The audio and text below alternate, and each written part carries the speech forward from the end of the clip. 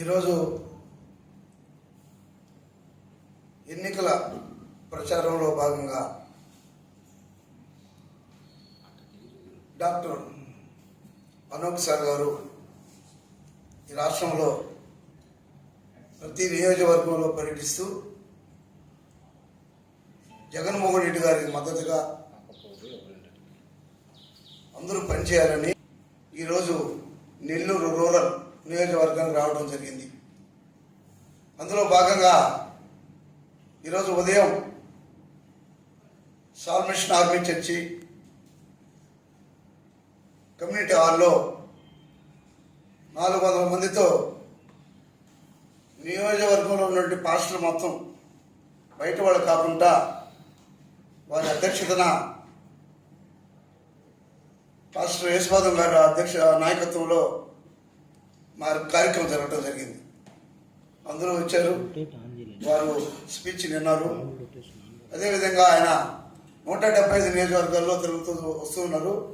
ఈరోజు ఇక మన జిల్లా పార్టీ ఆఫీస్కి వచ్చి మీడియా సోదరులతో కూడా మాట్లాడాలని వారు చెప్పిన తర్వాత ఈ ప్రెస్ మీట్ ఏర్పాట్లు చేయడం జరిగింది. వారు ఇప్పుడు మిమ్మల్ని ప్రశ్నల గురించి మాట్లాడతారు. మీడియా మిత్రులకి నమస్కారాలు తెలియజేస్తున్నాను. YSRCP Christian minority state election కోఆర్డినేటర్గా జగన్మోహన్ రెడ్డి గారు నా యొక్క ఏఐసిసి సేవల్ని, ఏఐసిసి అంటే association of integrated Christian council వ్యవస్థాపక అధ్యక్షుడు నా పేరు కే రహానో చేసినటువంటి యొక్క సేవలను గుర్తించి మరి నాకు ఎలక్షన్ స్టేట్ కోఆర్డినేటర్గా ఇవ్వటం జరిగింది క్రిస్టియన్ మైనారిటీలో.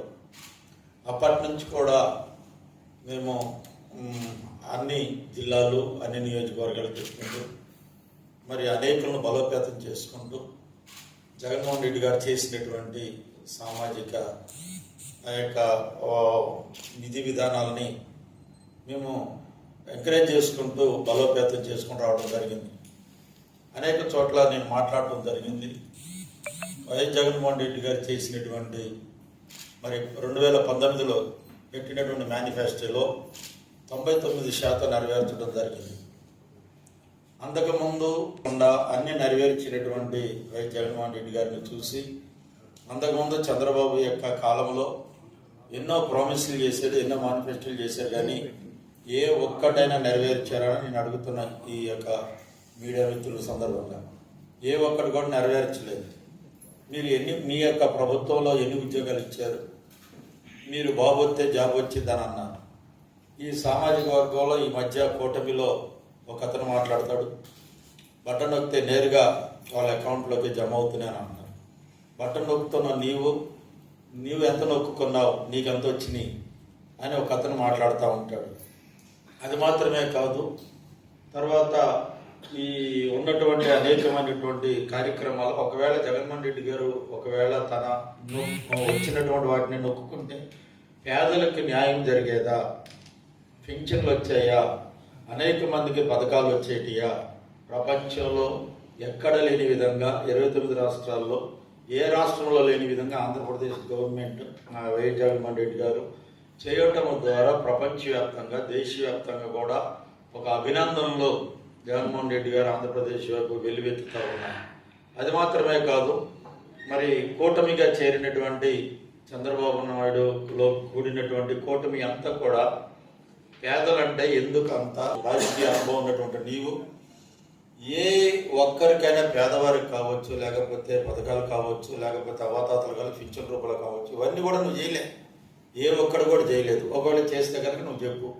ఇప్పుడు మీరు అందరు కలిసి ప్రచారం చేస్తున్నారు. ఏమైనా ప్రచారం చేస్తున్నారు? మేము ఇది చేస్తామని చెప్పట్లా. అయితే జగన్మోహన్ రెడ్డి గారు ఇప్పుడు ఏవైతే మేనిఫెస్టోలో పెట్టారో వాటికి మేము డబల్ చేస్తామని మాత్రం చెప్తున్నారు. ఏం చేసామనేది మాత్రం చెప్పట్ల. గతంలో మీరు చేసినటువంటి వాటికి మీరు ఏమైనా నెరవేర్చారా? మేనిఫెస్టో పెట్టినవి కానివ్వండి, లేకపోతే ఇంకేదైనా పథకాలు ఏది కూడా నెరవేర్చలేదు. కనుక మీరు చెప్పేవని కూడా ఎవరు నమ్మట్లేదు.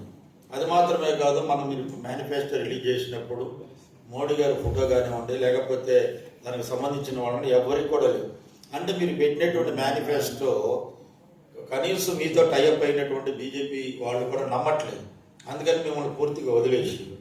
అది మాత్రమే కాదు, క్రైస్తవులు అంటే నీకెందుకు అంత బాధ, అలాగే మైనారిటీలు అంటే నీకెందుకు అంత ఇదిగో ఈనాడు పేపర్లో ఇక్కడ రాయటం జరిగింది సొంత వారికి అని చెప్పేసి అని. అంటే ఇప్పుడు ఎస్సీ ఎస్టీలు కానివ్వచ్చు, లేకపోతే ఇంకా మిగతా వాళ్ళు బీసీలు మైనారిటీలు కావచ్చు, మరి వాళ్ళంతా కూడా వైఎస్ జగన్మోహన్ రెడ్డి యొక్క వర్గాన్ని మోస్తున్నారని చెప్పేసి అని ఈ రకంగా చెప్పడం ఎంతవరకు సమంజసం నేను అడుగుతున్నాను. ఎందుకంటే ఇప్పుడు బీసీలు కావచ్చు, ఎస్సీలు కావచ్చు, ఎస్టీలు కావచ్చు, ఎంతమందికి సమన్యాయం చేస్తున్నారండి వైఎస్ జగన్మోహన్ రెడ్డి గారు? నేను అడుగుతూ ఉన్నాను. నేరుగా నాగార్జున ఆయన ఏంటండి, ఇప్పుడు తానేటి వండిత హోమ్ మినిస్టర్ గారు ఏంటండి, తర్వాత ఇంతకు ముందు ఉన్నటువంటి సుచరిత ఏంటండి, ఇంకా అనేక మంది చాలా మంది కూడా ఉన్నారు వర్గాలు. వాళ్ళందరూ కూడా బీసీలు కదా, లేకపోతే ఎస్సీలు కదా, ఎస్టీలు కదా, మరి వాళ్ళందరూ కూడా సమన్యాయం చేస్తున్నాడు.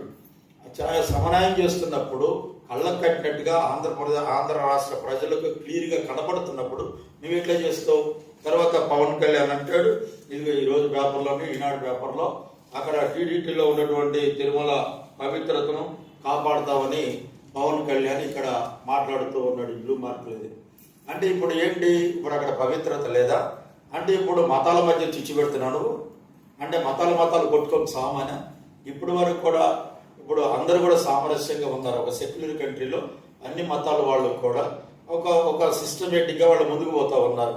ఇప్పుడు మీరు పార్టీలు పెట్టింది, ఇప్పుడు మీరు మతాల మధ్య చిచ్చు పెట్టి చావుగొట్టారు అంటే చంపుకోమని పొడుచుకొని చావమని ఒకళ్ళొకళ్ళు మీరు ఏం చేస్తున్నారు? అసలు మీరు పార్టీలు ఎందుకు పెట్టారు అనేది ఎవరు చెప్పట్లా, ఎందుకు పెట్టారని చెప్పట్లా.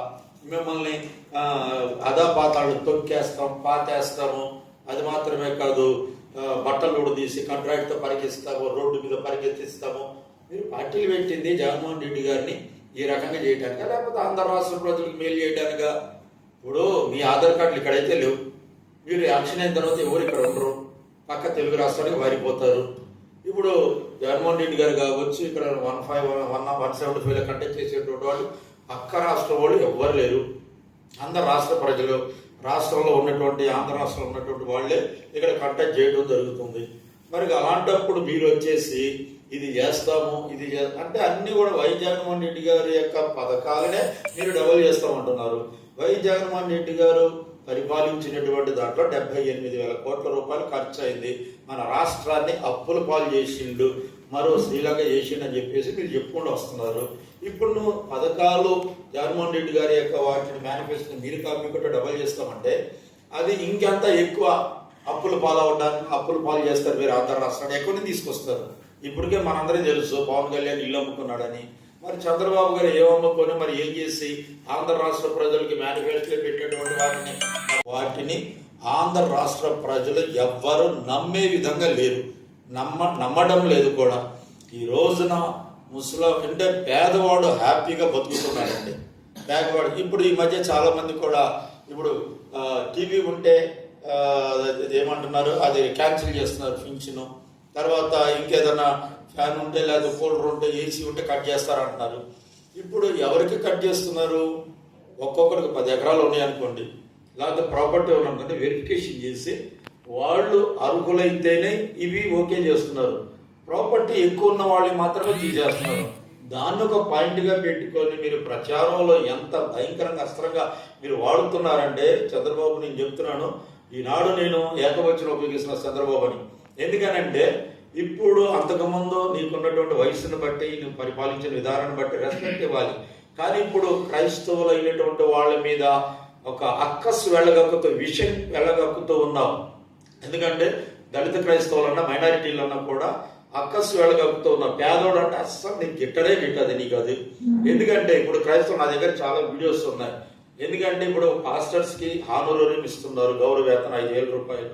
5,000 రూపాయలు ఇస్తున్నప్పుడు మేము గతంలో డిమాండ్ చేసాం, ఏది అంతకుముందు చంద్రబాబు ఉన్న కాలం నుంచి, అంతకుముందు కాంగ్రెస్ గవర్నమెంట్ ఉన్న కాలం నుంచి కూడా ఈ మామూలుకి ఎలాగ ఇస్తున్నారు గౌరవ వేతనం, అలాగే పూజారులకి ఎలాగ ఇస్తున్నారు, మా క్రైస్తవులు అర్హులైనటువంటి పేద పాస్టర్లకి దయచేసి మీరు వాళ్ళని పరిశీలన చేసి వాళ్ళకి ఇల్లు కూడా గడవలేనటువంటి పేదరికంలో ఉన్నటువంటి వాళ్ళకి మీరు ఏదైనా సహాయం చేయండి అని చెప్పేసి అని మేము రిక్వెస్ట్ చేయంగా, అంతకుముందు కాంగ్రెస్ కూడా చేయలేదు, తర్వాత టీడీపీ గవర్నమెంట్లో మీరెవరు చేయలేదు.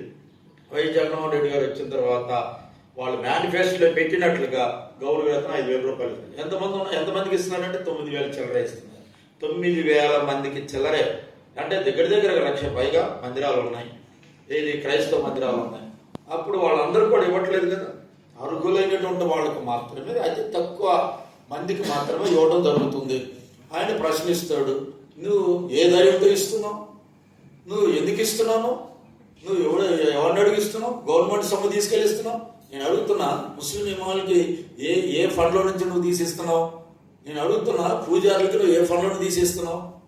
వాళ్ళకి కొన్ని వేల మంది ఉన్నారు, మా వాళ్ళు కొద్ది మంది ఉన్నారు.